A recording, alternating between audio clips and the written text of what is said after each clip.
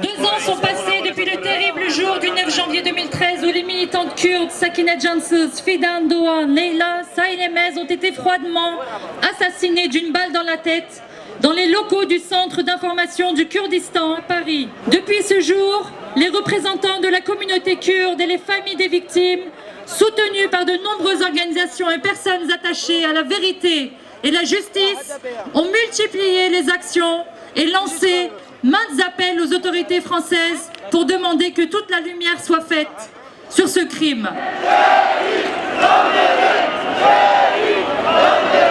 Nous exigeons la vérité, pas sur celui qui a appuyé sur la gâchette, mais sur les commanditaires de ce crime abominable.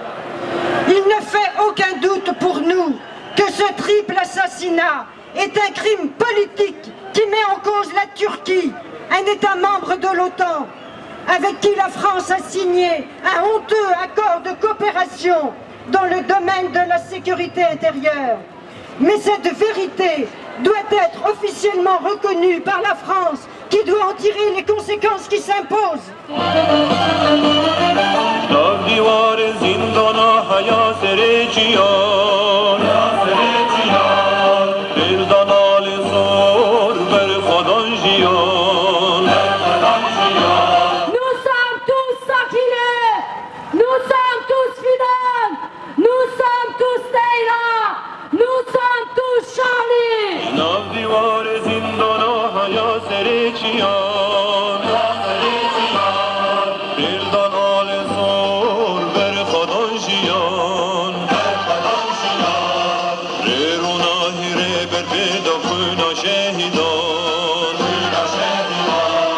Nous demandons à la justice française de démasquer les commanditaires, les forces obscures, les États qui se cachent derrière ce triple assassinat politique. Cette barbarie continue de tuer à Kobané, au Kurdistan syrien.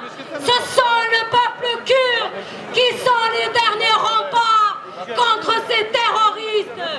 Nous demandons à une union internationale de ne pas désarmer cette résistance et de ne pas l'isoler, car comme l'a si bien dit Monsieur Charles, le directeur de Charlie Hebdo, c'est pour nous tous, c'est pour toute l'humanité que Kobané résiste. De Paris à Kobané, de Kobané à Shengal, à Rojava, nous saluons la résistance de la femme kurde. Nos 3 militants kurdes, Sakineh Cansız, Fidan Doğan et Neyla Saylemez, ils ont voulu les tuer, ils les ont rendus immortels, ils ont voulu mettre à genoux l'humanité, ils l'ont mise debout. Les martyrs ne meurent jamais. Şehit namırın, şehit namırın, şehit namırın. Le sens de ma présence au nom du nouveau parti anticapitaliste, c'est célébrer la mémoire de ces 3 camarades, de ces 3 combattantes qui ont été lâchement assassinés, de dénoncer la responsabilité de l'État français et de notre gouvernement, qui fait, on l'a vu sur le combat de Kobané, qui déroule un grand tapis rouge au gouvernement turc pour finalement défendre ses intérêts politiques, diplomatiques et économiques. Nous dénonçons la complicité entre le gouvernement français et le gouvernement turc.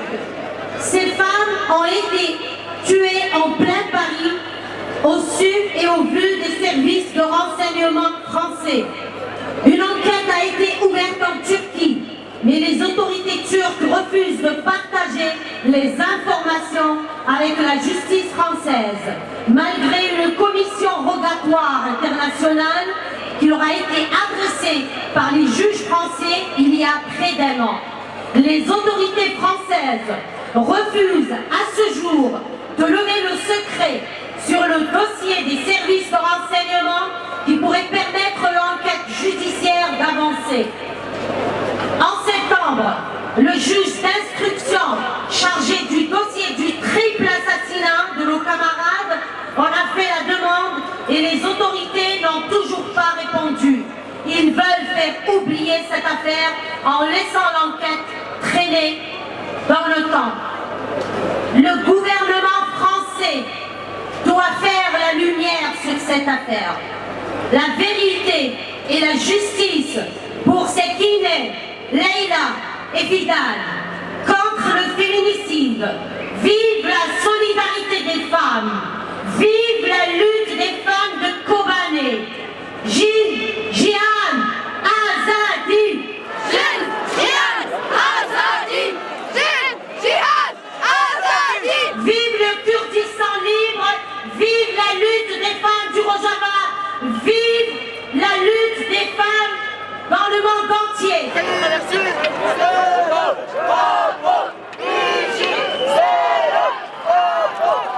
En prenant à ces trois femmes, c'est une fois de plus la voix des Kurdes que l'on cherchait à faire taire. C'était le combat des féministes kurdes que l'on voulait anéantir. Elles étaient déterminées et combattaient sans relâche pour le peuple kurde, pour la reconnaissance de leurs droits, pour la liberté, pour la démocratie. Notre détermination pour lutter contre le système patriarcal, les archaïsmes, les obscurantismes, les extrémismes religieux, qui sont les causes principales des violences faites aux femmes. Nous travaillons ensemble à faire reculer les féminicides à travers le monde. Alors qu'à Kobané, en Syrie, depuis 2 ans, les Kurdes se battent pour résister à la barbarie et à l'instauration d'une dictature théocratique par la nébuleuse islamiste Daesh, l'intolérance, le fanatisme, le fascisme par l'attentat meurtrier du 7 janvier 2015 a visé les journalistes et dessinateurs de Charlie Hebdo. Nos gouvernements vont-ils en faire comprendre que les combats menés par les militantes féministes kurdes et par Charlie Hebdo n'est pas seulement celui pour la liberté d'expression, mais aussi celui pour la réaffirmation de la liberté de conscience de chacun et chacune. Qui peut, à une seule instant, penser que la Turquie ne soit pas, à différents niveaux, impliquée d'une manière ou d'une autre dans ces assassinats? Des éléments rendus publics en Turquie et en France laissent apparaître que les services secrets turcs du MIT ont été en contact à plusieurs reprises avec l'assassin. Toutes les pistes doivent être explorées, tout doit être mis en œuvre pour les commanditaires soient identifiés, quelle que soit leur place dans le système politique et l'appareil turc. Pour ce qui relève de la responsabilité de la France, personne ne comprendrait que le pouvoir politique ne coopère avec la justice qui a demandé l'enlevée du secret défense sur une partie des éléments à disposition des services de renseignement français. Cette décision, le président François Hollande doit la prendre sans tarder. Face à l'exigence de vérité, de sincérité due aux victimes et à leurs familles, aucune raison d'État ne peut être évoquée pour y faire obstacle. Les autorités de la France doivent faire activer la justice, y compris la justice internationale. Notre combat est commun, c'est un combat contre la barbarie et c'est un combat pour l'humanité. Les terroristes, ce sont ceux qui ont exécuté froidement nos 3 sœurs. Les terroristes, c'est Daesh, c'est-à-dire ceux qui à Kobané lancent tous les jours des attaques contre vous-mêmes, contre nos familles. C'est cela qu'il faut pourchasser et pas le PKK. Voilà ce qui renforce encore la nécessité de reconnaître nos frères et nos camarades du PKK et de les enlever de cette liste noire. Ceux qui maintiennent le PKK dans la liste des organisations terroristes aujourd'hui ne rendent aucun service à la démocratie et ils doivent désormais choisir leur camp.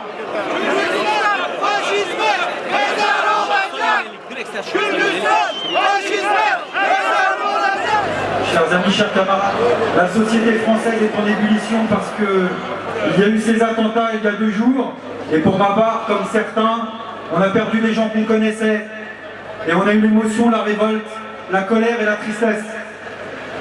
Mais on n'a pas d'émotion sélective. Rojbin, Leïla, Sakine, je ne les connaissais pas personnellement. Mais pour moi, c'était des amis, des sœurs, des camarades, des combattants. Et ce jour-là aussi, j'ai eu l'émotion, la tristesse d'un combat mené en commun et de vie cachée, mais pour une cause et pour un combat. C'est l'union internationale que je célèbre avec vous aujourd'hui, l'union internationaliste de ceux qui, au-delà des frontières, ont un combat commun.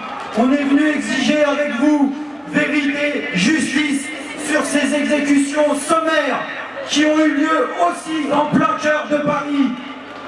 Alors qu'on le sait, les organisations kurdes sont suivies de très près par la police française, par l'État français, qui les juge encore honteusement terroristes. Comment expliquer qu'aujourd'hui encore, on n'ait pas la lumière et la transparence par rapport à ce qui s'est passé, par rapport à des gouvernants qui nous disent la main sur le cœur qu'ils iront lutter contre tous les fanatismes religieux. Alors oui, il faut retirer le PKK de la liste des organisations terroristes plutôt que de verser des larmes de crocodile. Alors oui, plutôt que de verser des larmes de crocodile, il faut arrêter l'hypocrisie, lever le type de relation politique que le gouvernement français mène avec le gouvernement turc quand la ville de Kobané résiste, lutte, réclame des armes et que le gouvernement français déroule le grand tapis rouge au gouvernement turc, quelles que soient ses déclarations et ses larmes de crocodile. Chers amis, chers camarades, je dirais qu'au-delà des frontières, je suis venu vous réaffirmer au nom de mon parti cette solidarité en tant qu'internationaliste de nous qui croyons à l'autodétermination des peuples. C'est valable pour le peuple kurde, c'est valable pour tous les peuples qui luttent sur la planète actuellement. Notre solidarité avec ceux qui luttent dans le cadre de la révolution syrienne contre tous les visages de la contre-révolution, le fanatisme religieux ou la dictature d'Assad. Et puis vous redire qu'au-delà des frontières, on a un adversaire commun, le capital qui domine et qui exploite. Et c'est parce qu'on est camarades qu'on est présent aujourd'hui et qu'on vous remercie de la lutte que vous menez. Vivement votre victoire! Vivement votre victoire pour l'autodétermination! Parce que ce jour-là, vous nous aiderez pour le combat qu'on mène ici aussi. Il y a 200 journalistes de toutes les communautés qui sont emprisonnés en Turquie. L'État turc, et y compris la France, ont certains documents en leur possession. Nous ne faisons que demander à ce que ces informations soient apportées à la connaissance de notre peuple. Vive la liberté, vive la démocratie.